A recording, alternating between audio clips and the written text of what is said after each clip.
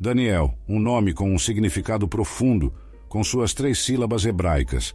Dan significa juiz, El representa Deus e I simboliza meu. Portanto, o nome de Daniel ressoa como Deus é o meu juiz ou Deus é meu juiz. Ter um nome assim para viver de acordo confere à vida um propósito significativo. E Daniel não apenas atendeu, mas superou essas expectativas de maneira verdadeiramente notável. Sua vida ecoava a declaração: Deus é o meu juiz, não sendo influenciado por autoridades terrenas, como reis babilônicos ou persas. Sua responsabilidade era para com um poder superior, para Deus, em vez de para Nabucodonosor, Belsazar ou Dário. Deus estava no cerne de sua existência, a base sobre a qual ele construiu sua vida. Essa perspectiva impregnava todos os aspectos de seu ser. Era evidente em seus hábitos alimentares, suas interpretações de sonhos, seus escritos e suas orações. Em Daniel 6, 1-10, vemos a distinção de Daniel. Dário nomeou 120 sátrapas para governar o reino, sendo Daniel um dos 3 administradores sobre eles. Suas qualidades excepcionais chamaram a atenção do rei, levando-o a considerar a possibilidade de Daniel governar o reino inteiro. Administradores e sátrapas buscavam encontrar falhas em Daniel, mas sua conduta permaneceu irrepreensível. Sua confiabilidade, integridade e diligência não deixaram espaço para corrupção. Frustrados, seus adversários perceberam que a única abordagem poderia ser através de sua devoção a Deus. Unificados, eles abordaram o rei Dário com uma proposta sinistra, um decreto que proibia orações a qualquer divindade ou mortal, exceto ao próprio rei. Os transgressores enfrentariam a cova dos leões. Os conspiradores buscaram explorar o compromisso inabalável de Daniel com seu Deus. O rei Dário, pressionado por este decreto e pelas leis irrevogáveis dos medos e persas, emitiu-o relutantemente. Ao saber deste decreto, a resposta de Daniel foi inflexível. Suas janelas voltadas para Jerusalém, ele se ajoelhava 3 vezes ao dia, agradecendo a seu Deus, sem medo das consequências iminentes. Lembre-se de que a jornada de Daniel começou como um cativo na Babilônia, após a conquista de Jerusalém por Nabucodonosor. Ele e outros cativos foram escolhidos para treinamento. A história continua com a fé inabalável de Daniel e sua adesão firme às suas crenças, à medida que a narrativa se desenrola, destacando sua vida excepcional e devoção resoluta. Enquanto outros serviam no palácio real e desfrutavam das melhores comidas e vinhos do rei, Daniel via sua alimentação como uma questão divina. Tudo para ele tinha um significado sagrado. Daniel 1:8 diz que Daniel propôs em seu coração que não se contaminaria com a porção da comida do rei, nem com o vinho que ele bebia. Por isso, ele pediu ao chefe dos eunucos que não fosse contaminado. Daniel buscava a orientação de Deus, não do rei, para decidir sua postura. O resultado, conforme o versículo 17, foi que Deus lhe deu conhecimento e habilidade em todas as letras e sabedoria. Daniel tinha compreensão em todas as visões e sonhos. Daniel 1:7-17. Entre aqueles escolhidos estavam alguns de Judá: Daniel, Hananias, Misael e Azarias. O chefe dos oficiais lhes deu novos nomes. A Daniel chamou Beltesazar, a Hananias, Sadraque, a Misael, Mesaque e a Azarias, Abednego. No entanto, Daniel resolveu não se contaminar com a comida e o vinho real. Ele pediu permissão ao chefe dos oficiais para não se contaminar desta forma. Deus fez com que o oficial tivesse compaixão por Daniel. O oficial, porém, estava preocupado, pois temia o rei, que havia designado a comida e a bebida. Ele não queria que Daniel parecesse pior que os outros jovens. Daniel então propôs um teste: que eles comessem apenas vegetais e bebessem água por 10 dias, e que depois fossem comparados a jovens, que comiam a comida real. O oficial concordou e testou-os por 10 dias.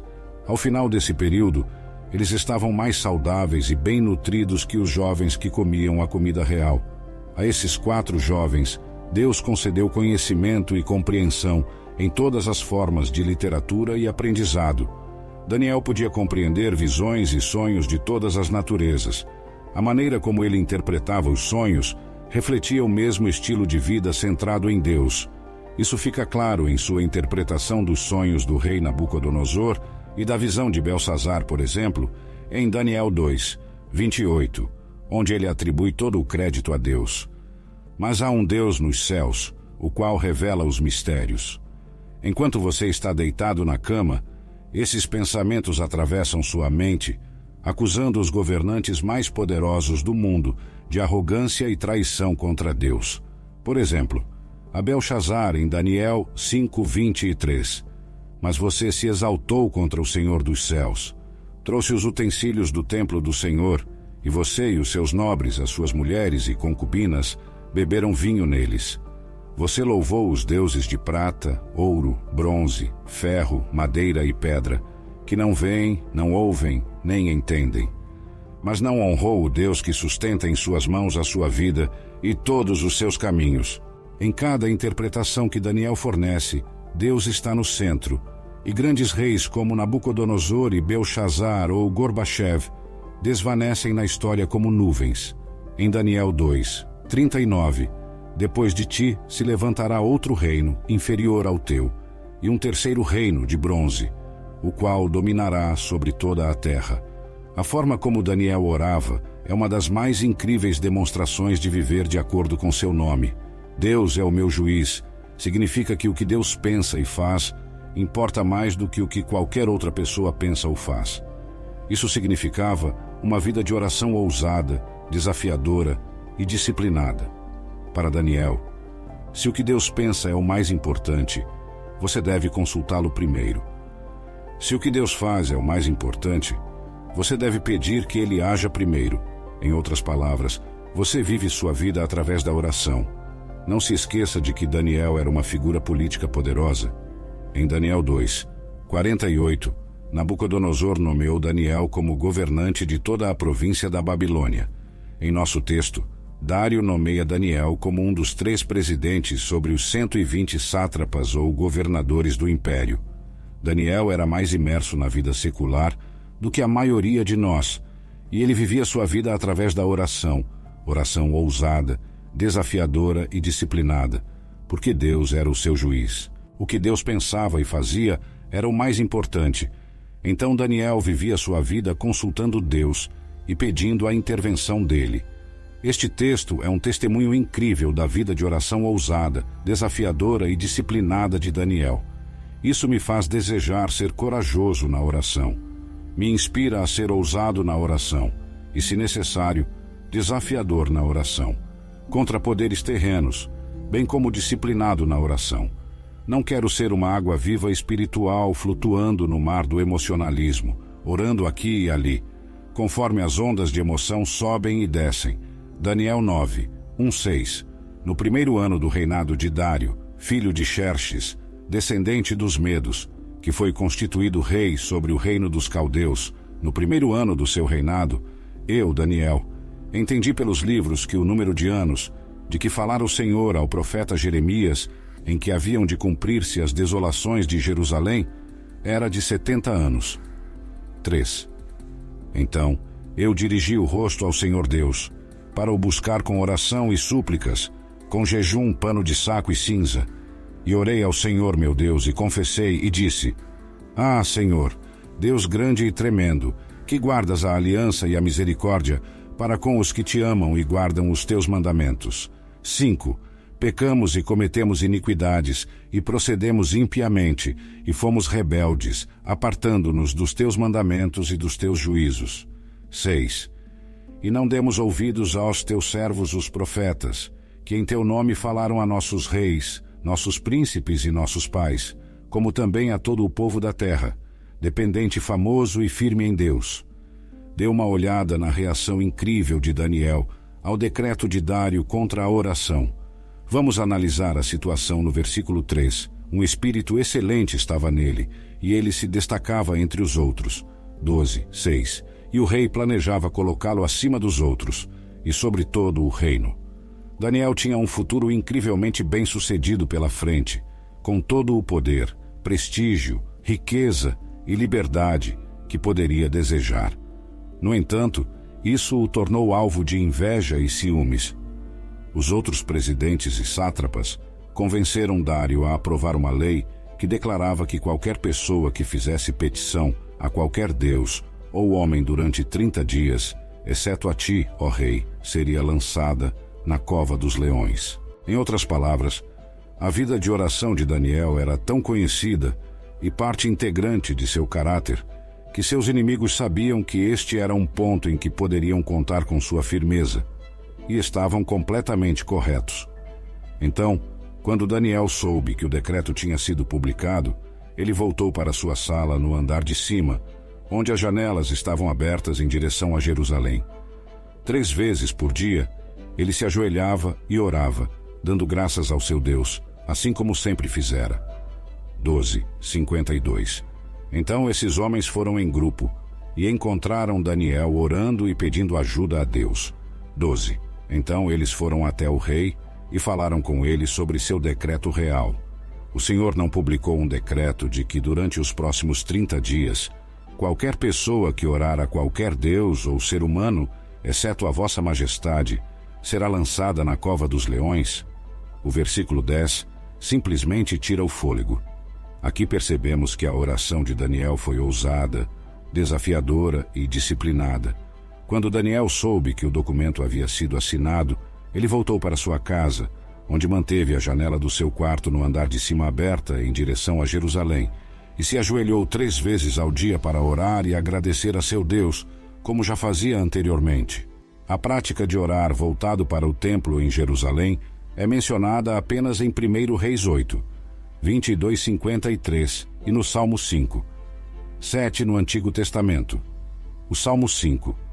7 diz: Mas eu, pela grandeza da tua benignidade, entrarei em tua casa, e em teu temor me inclinarei para o teu santo templo. A prática de orar voltado para o templo em Jerusalém é mencionada apenas no Antigo Testamento em 1 Reis 8, 22:53 e no Salmo 5, 7. O Salmo 55, 17 menciona a oração à tarde, de manhã e ao meio-dia, mas não está claro se isso era uma prática comum. 1 Crônicas 23, 30 menciona apenas orações do templo de manhã e à tarde. Orar em pé e ajoelhado também são mencionados no Antigo Testamento. A prática de oração de Daniel provavelmente reflete um costume que surgiu entre os exilados judeus na diáspora oriental. Observe 6 coisas ousadas. 1. Ele não agiu na ignorância, agiu com pleno conhecimento da lei e suas implicações. Quando Daniel soube que o documento tinha sido assinado, ele foi orar. Não esqueça que Daniel está prestes a ser promovido ao cargo principal sobre a Pérsia. Considere as justificativas que devem ter passado por sua mente. Minha influência será tão grande se eu ocupar essa posição. Posso fazer mais por Deus enquanto estou vivo do que quando estiver morto.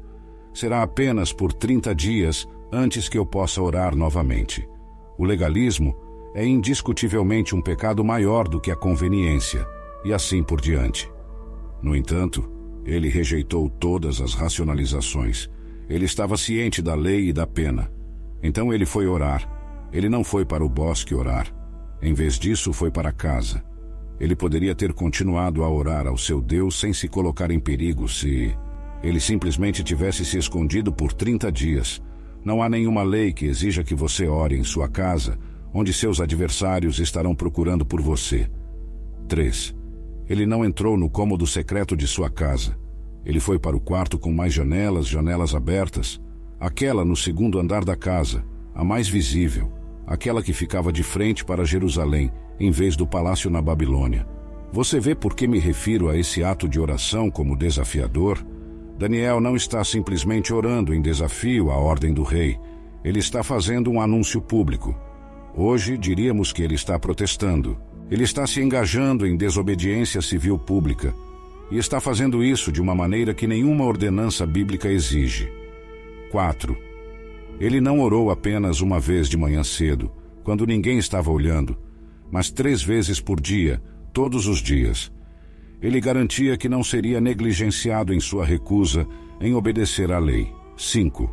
Quando Daniel orava, ele não usava palavras ambíguas e vagas, que um advogado de defesa astuto poderia argumentar que estavam endereçadas a Dário, porque não especificavam qual Deus estava sendo invocado. Ele agradecia ao seu Deus, dizendo: Dário não tanto, e nem os deuses dos medos ou persas, mas o Deus de Abraão, Isaque e Jacó. 6. Ele não mudou a maneira como orava, nem fez nada para ceder à pressão da lei de Dário. Ele orava como sempre fazia. Diz no final do versículo que havia várias maneiras de orar que não teriam sido detectadas e que teriam satisfeito a lei de seu Deus.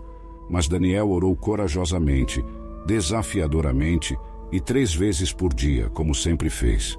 Então, o que podemos tirar disso? Gostaria de oferecer 4 aplicações finais para nossas vidas de oração hoje. Primeira, a oração é uma forma válida de testemunho público e devemos usá-la conforme Deus nos guia.